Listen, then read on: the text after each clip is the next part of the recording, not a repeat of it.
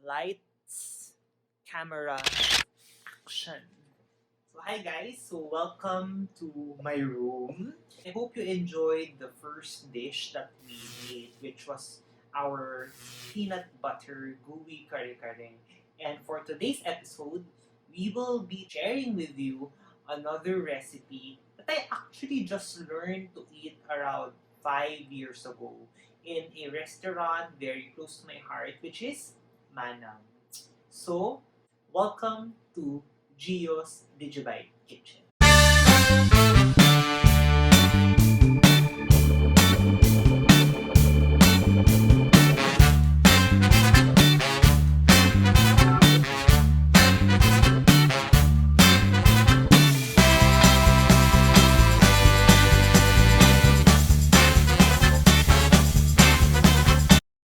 Actually, napansin ko lang, baka sa mga nanonood dyan, you notice that I love saying so, actually. So baka gusto nyo bilangin how many times I say it during the vlog, and I'm so sorry. Just force of habit. So let's go back. So the recipe that we're actually preparing today, mamaya sa kitchen, is beef salpicao. Ngayon, like what I mentioned, I was able to taste beef salpicao around 5 years ago in Manam.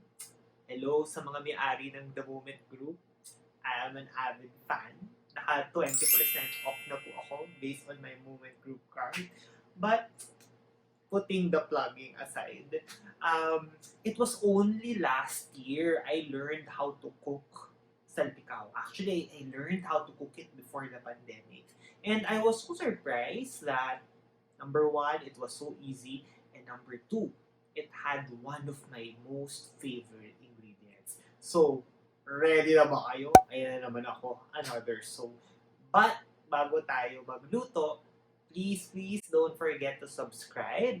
Click the bell button below to get notified whenever we have new videos here in Gio's Digibite Kitchen.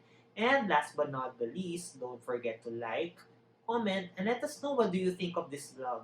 Since we are just in the early stages, I really look forward learning from all of you.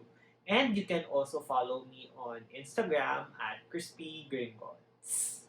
Let's go!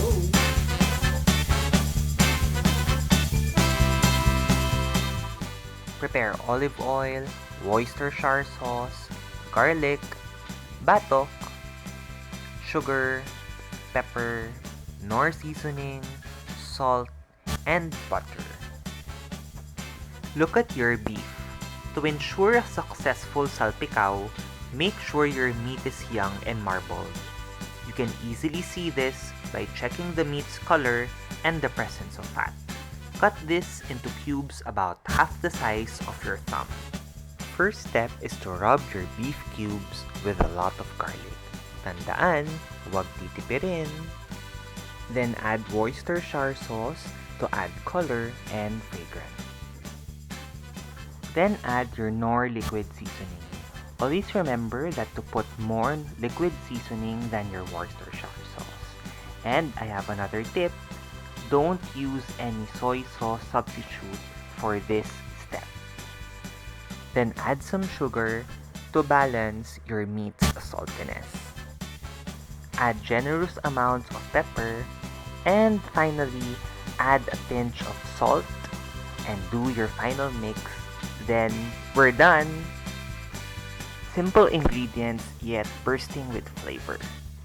In a separate pan, heat some olive oil, and once hot, add a block of butter.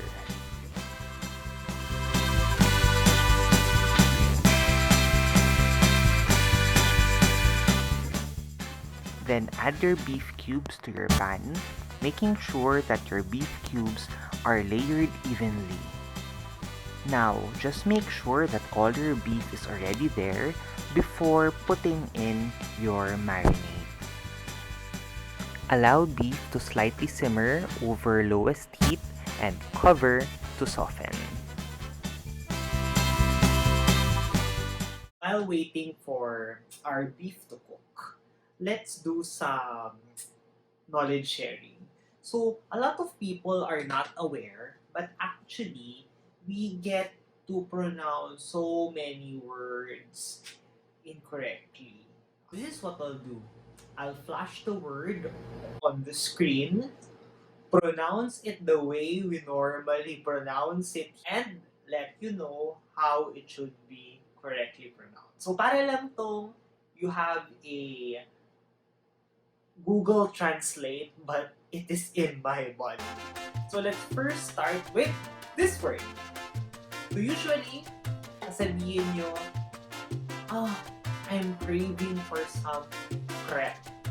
Correct pronunciation is crepe. So you don't say, hey, crepe. Diba? Joke na, corny, no? Second, the second word is, eto guilty ako dyan. Hey, Graham crackers po kayo.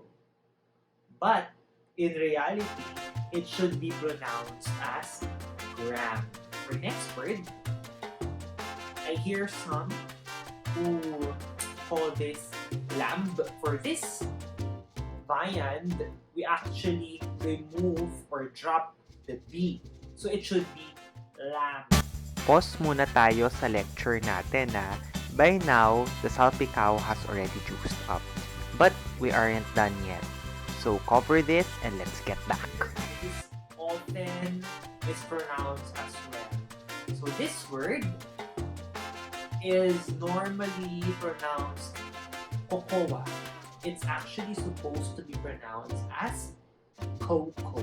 For those asking what's here, after the first vlog and I slept, when I woke up, I got an insect bite. So medyo mag-ingat po tayo ngayon, most especially na umuulan.